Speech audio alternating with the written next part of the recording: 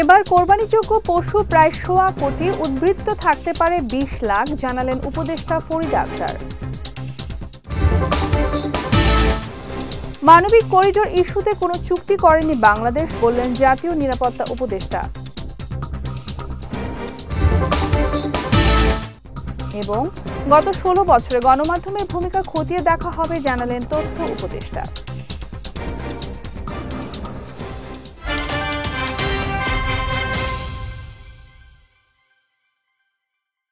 আসসালামু আলাইকুম। বিজয় রাতের সংবাদে আমন্ত্রণ জানাচ্ছি, আমি সাদিয়া রেজওয়ানা তন্নি। শুনছিলেন শিরোনাম, এবারে বিস্তারিত।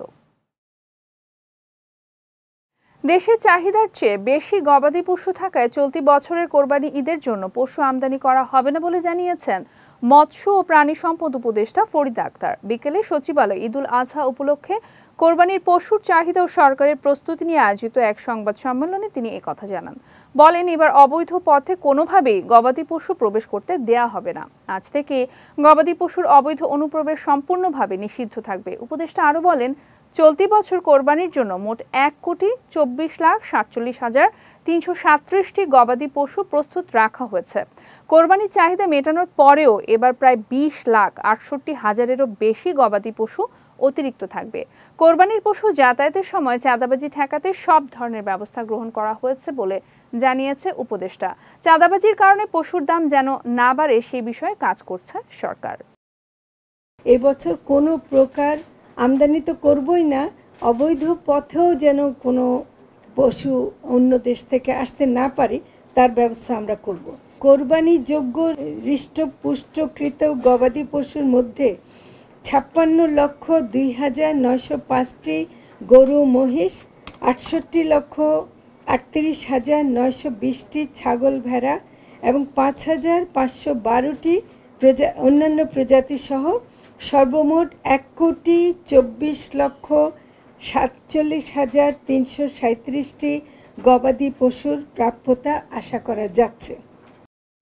মানবিক করিডোর ইস্যুতে কোনো চুক্তি বা সমঝোতা করেনি বাংলাদেশ, এমনকি জাতিসংঘ বা অন্য কোনো সংস্থার সঙ্গে আলোচনাও হয়নি বলে মন্তব্য করেছেন জাতীয় নিরাপত্তা উপদেষ্টা খলিলুর রহমান।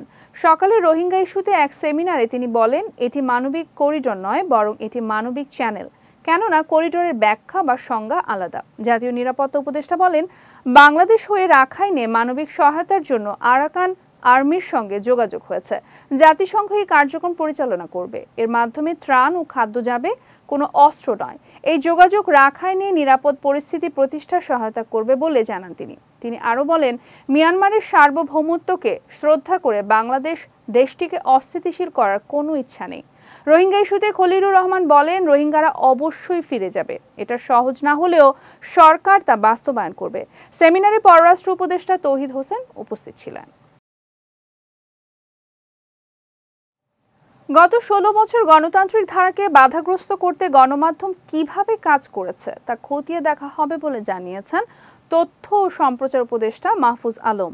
দুপুরে ধানমন্ডিতে ট্রান্সপারেন্সি ইন্টারন্যাশনাল বাংলাদেশ টিআইবির মূল কার্যালয়ে আয়োজিত এক আলোচনা সভায় তিনি এই কথা জানান। গণমাধ্যম ও সাংবাদিকদের নিরাপত্তা নিশ্চিতে সরকারের চেষ্টা অব্যাহত আছে উল্লেখ করে তিনি বলেন, রাজনৈতিক দলগুলোর ঐকমত্য ছাড়া গণমাধ্যম সংস্কারের দীর্ঘমেয়াদী ফলাফল লাভ প্রায় অসম্ভব। বর্তমান সময়ে সরকারের দিক থেকে গণমাধ্যমের উপর কোনো চাপ নেই বলেও জানান তথ্য উপদেষ্টা। সভায় টিআইবির নির্বাহী পরিচালক ডক্টর ইফতেখারুজ্জামান সহ গণমাধ্যম সংস্কার কমিশনের প্রধান কামাল আহমেদ ও গণমাধ্যম কর্মীরা উপস্থিত ছিলেন। আমরা মনে করি সরকার যথেষ্ট চেষ্টা করতেছে সংবাদ মাধ্যম যাতে স্বাধীনভাবে কাজ করতে পারে এবং যারা সাংবাদিক আছে তারা যেন সুরক্ষা পায় এবং হয়রানি মামলা থেকে শুরু করে যা যা আছে সেসব হয়রানি থেকে মুক্তি পায়। কিন্তু আমি মনে করি যে কোনো ফ্রিডমে, দুনিয়ার কোনো ফ্রিডমেই আনকন্ডিশনাল না। আপনার সোশ্যাল কন্ট্রাক্ট, একটা সোশ্যাল কন্ট্রাক্টে আপনি রাষ্ট্রে আসছেন, আপনি কিছু রাইট রেখে তারপর কিছু রাইট দাবি করেন। আপনাকে অবশ্যই রেসপন্সিবল আচরণ করতে হবে, অবশ্যই পেশাদার আচরণ করতে হবে, তাহলে আপনি আপনার রাইটটা পাবেন এবং জনগণ আপনাদের সাথে থাকবে। আর সাংবাদিকদেরকেও জনগণের প্রতি দায়বদ্ধ হইতে হবে। জাস্ট হাউজের পলিসি আমি বাধ্য ছিলাম বা আমরা এইভাবে করছি, এটা আমি মনে করি না। এইটা তো আমাদের সবার বাস্তবতা ছিল, বাংলাদেশ সবাই পেশিবাদের অধীনে ছিল। তো আমি মনে করি যে এই দায়বদ্ধতা এবং পেশাদারিত্বটা আমরা দেখব সাংবাদিকদের, এবং আমরা আমাদের সরকার যতদিন আছে আমরা চেষ্টা করব রিফর্মগুলো বাস্তবায়ন করার জন্য ধীরে সুস্থে সবার সাথে কথা বলে, স্টেকহোল্ডারদের সাথে, এবং সাংবাদিকদের কল্যাণের জন্য যতটুকু আমরা করে যেতে পারি আমরা ততটুকু চেষ্টা করব। গণমাধ্যমের স্বাধীনতার জন্য বিএনপি সবচেয়ে বেশি কাজ করেছে বলে মন্তব্য করেছেন দলটির মহাসচিব মির্জা ফখরুল ইসলাম আলমগীর। আজ বিশ্ব মুক্ত গণমাধ্যম দিবস উপলক্ষে জাতীয় প্রেস ক্লাবের সম্পাদক পরিষদ আয়োজিত আলোচনা সভায় তিনি এই মন্তব্য করেন। বর্তমানে গণমাধ্যমের স্বাধীনতা আগের চেয়ে বেশি উল্লেখ করে মির্জা ফখরুল বলেন, এখন সংবাদ মাধ্যমে একটি গোষ্ঠী আরেক গোষ্ঠীকে আক্রমণ করে, এর সঙ্গে রাজনীতিবিদরাও জড়ায়। তবে বিএনপির সংবাদ মাধ্যম উড়িয়ে দেয়া, গুড়িয়ে দেয়া কিংবা মব জাস্টিসের মতো ঘটনাকে গণতন্ত্র হিসেবে দেখে না। এ সময় বিএনপির আমলে সাংবাদিকদের উপর নির্যাতন নিপীড়নের পরিমাণ অনেক কম ছিল বলেও দাবি করেন মির্জা ফখরুল। বিএনপি প্রেসিডেন্ট জিয়াউর রহমান সাহেব যখন দায়িত্বে আসলেন তিনি কিন্তু সংবাদ মাধ্যমগুলোকে চালু করেছেন, স্বাধীনতা দিয়েছেন। আমরা বলি না যে আমরা একেবারেই আপনার ধোয়া তুলসী পাতা, কিন্তু এই কথা নিঃসন্দেহে বলতে পারি যে আমরা নিঃসন্দেহে সংবাদপত্রের স্বাধীনতার জন্য অনেক বেশি কাজ করেছি। আজকের যে আকাশ আপনার মাধ্যম, এটা কিন্তু আমাদের দ্বারাই শুরু করা, এবং অনেকগুলো মিডিয়া আছে যেগুলো আমাদের সময় তৈরি করা। আমাদের সঙ্গে সংবাদপত্রের এবং সংবাদকর্মীর যে আপনার নির্যাতন নিপীড়ন, এটা তুলনামূলকভাবে নিঃসন্দেহে অনেক কম হয়েছে আমরা যদি সেটা দেখেন। এবং আমরা এখন পর্যন্ত যেটা বিশ্বাস করি, আজকেও আমাদের দলের চেয়ারপারসনের একটা স্টেটমেন্ট বেরিয়েছে, আমি মনে করি এটা মুক্ত সংবাদ মাধ্যমের স্বাধীনতা চর্চার জন্য অত্যন্ত শক্তিশালী একটা ভূমিকা রাখবে। চলতি মে মাসের জন্য ভোক্তা পর্যায়ে এলপি গ্যাসের দাম কমানো হয়েছে। 12 কেজির এলপিজির সিলিন্ডারের দাম 19 টাকা কমিয়ে 1431 টাকা নির্ধারণ করা হয়েছে। এতদিন যা ছিল 1450 টাকা। বিকেলে বাংলাদেশ এনার্জি রেগুলেটরি কমিশন কার্যালয়ে আয়োজিত এক সংবাদ সম্মেলনে এই দাম ঘোষণা করা হয়। আজ সন্ধ্যা 6টা থেকে নতুন এই দাম কার্যকর হয়েছে। এর আগে এপ্রিল মাসে 12 কেজির সিলিন্ডারের দাম অপরিবর্তিত রেখে নির্দেশনা জারি করে বিইআরসি। এছাড়া গত 3 মার্চ ওই মাসের জন্য 12 কেজি সিলিন্ডারের দাম 28 টাকা কমিয়ে 1450 টাকা নির্ধারণ করা হয়। এর আগের মাসে ফেব্রুয়ারিতে 12 কেজির সিলিন্ডারের দাম 19 টাকা বাড়িয়ে নির্ধারণ করা হয় 1478 টাকা। দেশের মানুষের মতো বহির্বিশ্ব বাংলাদেশে দ্রুত, সুষ্ঠু ও নিরপেক্ষ নির্বাচন দেখতে চায় বলে জানিয়েছে বিএনপি। সকালে দলটির মহাসচিব মির্জা ফখরুল ইসলামের সঙ্গে রাশিয়ার রাষ্ট্রদূত আলেকজান্ডার জি খোজিনের বৈঠক শেষে বিএনপির স্থায়ী কমিটির সদস্য আমির খসরু মাহমুদ চৌধুরী একথা জানান। রাজধানীর গুলশানে বিএনপি চেয়ারপারসনের রাজনৈতিক কার্যালয়ের আয়োজিত ওই বৈঠকে বাংলাদেশে আগামী জাতীয় সংসদ নির্বাচন ও সংস্কার নিয়ে দলের অবস্থান তুলে ধরেন মির্জা ফখরুল। সেই সঙ্গে দুই দেশের স্বার্থ সংশ্লিষ্ট বিভিন্ন বিষয়ে আলোচনা করতে গিয়ে ব্যাংক লেনদেন সহ রাশিয়ার সঙ্গে বাণিজ্যে যেসব প্রতিবন্ধকতা রয়েছে তা দূর করার উপায় নিয়ে আলোচনা হয়। এছাড়া বৈঠকে রূপপুর পারমাণবিক বিদ্যুৎ কেন্দ্র সহ রাশিয়ার অর্থায়নে যেসব প্রকল্প বাংলাদেশে চলমান রয়েছে তার অগ্রগতি নিয়েও আলোচনা করেন রাশিয়ার রাষ্ট্রদূত। তারা জানতে চাচ্ছে নির্বাচন কবে, কত তাড়াতাড়ি হবে। একটি নির্বাচিত সরকারের যে সাথে সবাই তো কাজ করতে একটা কমফোর্ট আছে সকলের, তো সেটা সেজন্য তো সকালেই অপেক্ষা করছে, শুধু রাশিয়ান না। কেউ চায় না যে এটা ভৌগোলিক একটা আমাদের জিও স্ট্র্যাটেজিক যে বিষয়টা আছে এটা যাতে স্টেবিলিটিটা যাতে অব্যাহত থাকে। এই অঞ্চলটা যদি স্টেবিলিটি না থাকে তো বাকি কোনো কাজে তো এখানে হবে না। বাংলাদেশ শুধু ইনসিকিউর তো নিরাপত্তাহীনতায় ভুগবে না, পুরো অঞ্চলের মধ্যে একটা নিরাপত্তাহীনতা আসবে, এটা তো দ্বারা কেউ লাভবান হবে না।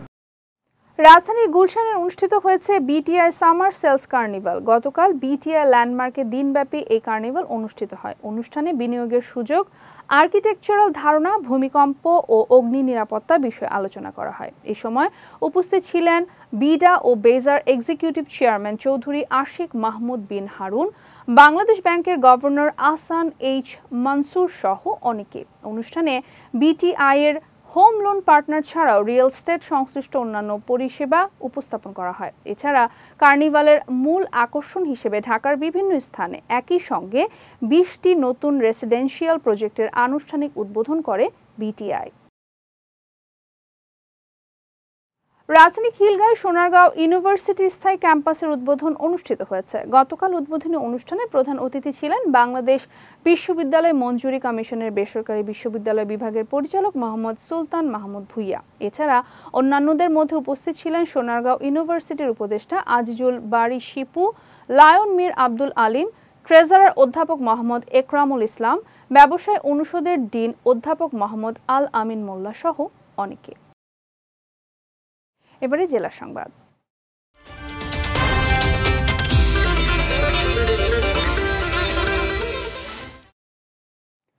প্রাথমিক শিক্ষায় যত্নশীল না হলে অদক্ষ লোক তৈরি হবে বলে মন্তব্য করেছেন প্রাথমিক ও গণশিক্ষা উপদেষ্টা অধ্যাপক ডাক্তার বিধান রঞ্জন রায় পোদ্দার। সকালে লক্ষ্মীপুরে মাঠ প্রশাসনের কর্মকর্তাদের সঙ্গে প্রাথমিক শিক্ষার উন্নয়নে মতবিনিময় সভায় প্রধান অতিথির বক্তব্যে তিনি এই মন্তব্য করেন।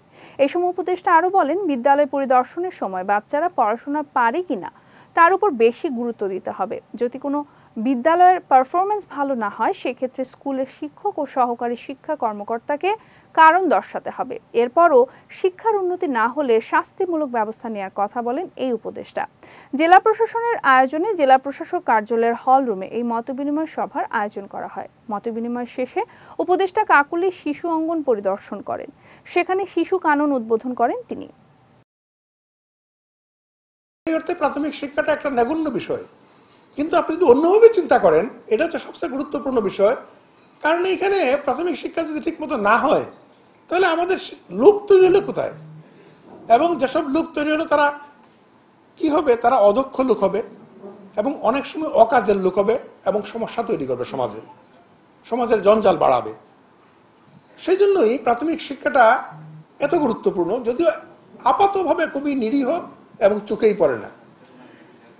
সেজন্য আমি প্রত্যেককে আহ্বান জানাবো যে আপনাদের তো দুইটা ভূমিকা আছে, একটা হচ্ছে যে যেখানে দায়িত্ব পালন করেন সেটা ভূমিকা আপনার, আর একটা হচ্ছে দেশের নাগরিক, আপনি একজন সচেতন নাগরিক আপনি।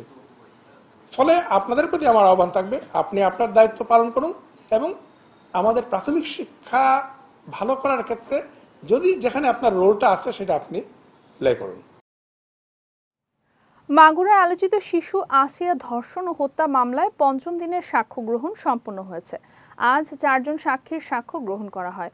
এই নিয়ে মোট 23 জনের সাক্ষ্য গ্রহণ শেষ হলো। আজ জেলা নারী ও শিশু নির্যাতন দমন ট্রাইব্যুনালে এই সাক্ষ্য গ্রহণ নেওয়া হয়। আগামী 5 মে মামলার পরবর্তী দিন ধার্য করেছেন আদালত। এদিন 6 জনের সাক্ষ্য গ্রহণ করা হবে বলে জানিয়েছেন নারী ও শিশু নির্যাতন দমন ট্রাইব্যুনালের পিপি অ্যাডভোকেট মনিরুল ইসলাম মুকুল।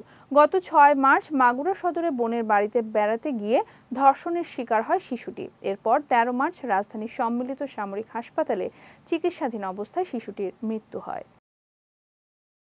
মাগুরাতে চাঞ্চল্যকর আসিয়া ধর্ষণ হত্যা মামলার বিচার কার্য চলছে। বিজ্ঞ আদালতে আজকে 4 জন সাক্ষী উপস্থাপন করেছিলাম। বিজ্ঞ আদালত সাক্ষ্য এবং জেরা সম্পন্ন করে আগামীকাল 5/5/2025 রোজ সোমবার পরবর্তী বাকি সাক্ষীর জন্য দিন ধার্য করেছে। আমরা আশা করি অতি দ্রুতই মামলার সাক্ষ্য গ্রহণ শেষ করে এই মামলার ন্যায় বিচার প্রতিষ্ঠিত করতে পারবো ইনশাআল্লাহ। প্রায় 2.5 মাস বন্ধ থাকার পর আজ খুলনা প্রকৌশল ও প্রযুক্তি বিশ্ববিদ্যালয়ের একাডেমিক কার্যক্রম শুরুর কথা থাকলেও শিক্ষকরা ক্লাসে ফেরেননি। শিক্ষক লাঞ্ছনার ঘটনায় জড়িত শিক্ষার্থীদের শাস্তি না হওয়া পর্যন্ত ক্লাসে ফিরবেন না বলে ঘোষণা দিয়েছেন তারা। আজ কুয়েটের নতুন উপাচার্য হজরত আলীর সঙ্গে দীর্ঘ বৈঠকের পরও কর্মসূচি প্রত্যাহার করেননি কর্মবিরতিতে থাকা শিক্ষকরা। এই বিষয়ে আগামীকাল কুয়েটের শিক্ষক সমিতির আলোচনায় পরবর্তী সিদ্ধান্ত নেওয়া হবে বলে জানিয়েছেন সমিতির সাধারণ সম্পাদক অধ্যাপক ডক্টর ফারুক হোসেন। এর আগে গত 18 ফেব্রুয়ারি ছাত্রদলের সঙ্গে সাধারণ শিক্ষার্থীদের সংঘর্ষের ঘটনায় উপাচার্যের পদত্যাগ, ছাত্র রাজনীতি নিষিদ্ধ সহ নানা দাবিতে ক্লাস পরীক্ষা বর্জন করে আন্দোলনে নামেন শিক্ষার্থীরা। এক পর্যায়ে শিক্ষার্থীদের দাবি মেনে নিয়ে উপাচার্য ও সহ উপাচার্যকে অব্যাহতি দেওয়া হয়। এরপর থেকে শিক্ষার্থীরা ক্লাসে ফিরতে চাইলেও শিক্ষক লাঞ্ছনাকারীদের বিচার না হওয়া পর্যন্ত একাডেমিক কার্যক্রমে না ফেরার ঘোষণা দেন শিক্ষকরা। মূল উদ্দেশ্য হলো যে আমাদের বিশ্ববিদ্যালয় এই পরিস্থিতি ওভারকাম করে আমরা কিভাবে বিশ্ববিদ্যালয় একাডেমিক কার্যক্রম আমরা শুরু করতে পারি। আশা করি যে আমরা চেষ্টা চালাচ্ছেন যে 2-1 দিনের মধ্যে কিভাবে আমাদের একাডেমিক কার্যক্রম শুরু করা যায়। এবং এটা বাস্তবিত করা যায়। আমরা চাই যে আমাদের শিক্ষা কার্যক্রম শুরু করার পাশাপাশি এর বিচার প্রক্রিয়াটাও চলতে থাকুক। নতুন করে তদন্ত কমিটি তৈরির মাধ্যমে সেই তদন্ত কমিটির আন্ডারে একটা সুষ্ঠু তদন্তের মাধ্যমে একটা সুষ্ঠু বিচার আমরাও আশা করি, কিন্তু এইটা অবশ্যই শিক্ষা কার্যক্রম চলাচলের পাশাপাশি হতে হবে, এটা আমাদের কথা। যাচ্ছি খেলার সংবাদে।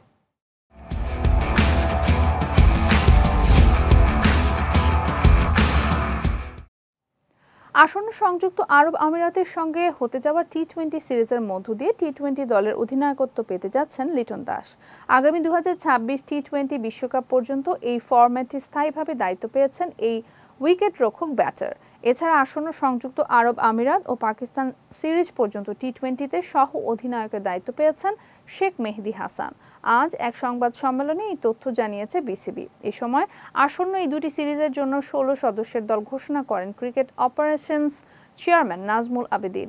মোট 7 ম্যাচের জন্য ঘোষিত দলের সাবেক অধিনায়ক নাজমুল হোসেন শান্ত সহ আরও রয়েছেন তানজিদ হাসান, পারভেজ হোসেন, ইমন, সৌম্য সরকার, নাজমুল হোসেন, তাওহিদ হৃদয়, শামীম হোসেন, জাকির আলী, রিশাদ হোসেন, তানভীর ইসলাম, মোস্তাফিজুর রহমান, হাসান মাহমুদ, তানজিম হাসান, নাহিদ রানা ও শরীফুল ইসলাম। লা লিগায় হোসে জোরিয়া স্টেডিয়ামে রিয়াল ভায়াদলিদের বিপক্ষে 2-1 গোলে জয় পেয়েছে বার্সেলোনা। এতে করে রিয়াল মাদ্রিদের চেয়ে 7 পয়েন্ট এগিয়ে গেছে কাতালানরা। এদিন ভায়াদলিদের কাছে গোল খেয়ে শুরুতেই পিছিয়ে পড়ে বার্সেলোনা। দ্বিতীয়ার্ধে দলে কয়েকটি বদলি করান কোচ হ্যান্সি ফ্লিক। এরপরই ছন্দ খুঁজে পায় বার্সা। শেষ পর্যন্ত রাফিনিয়া ও ফার্মিন লোপেজের গোলে 2-1 ব্যবধানের জয় নিয়ে মাঠ ছাড়ে বার্সা। এই জয়ের মধ্য দিয়ে 34 ম্যাচে 25 জয় ও 4 ড্রয়ে 79 পয়েন্ট নিয়ে বার্সেলোনা এখন পয়েন্ট টেবিলের শীর্ষে। অন্যদিকে এক ম্যাচ কম খেলা রিয়াল মাদ্রিদ 72 পয়েন্ট নিয়ে আছে তালিকার 2 নম্বরে। বিজয় রাতের সংবাদ শেষ করার আগে শিরোনামগুলো দেখে নিচ্ছে আরো একবার।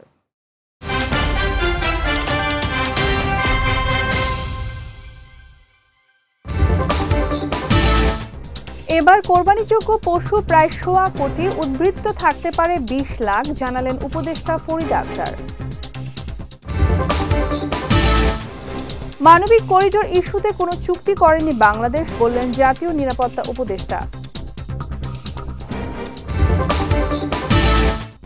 এবং গত 16 বছরে গণমাধ্যমের ভূমিকা খতিয়ে দেখা হবে, জানালেন তথ্য উপদেষ্টা।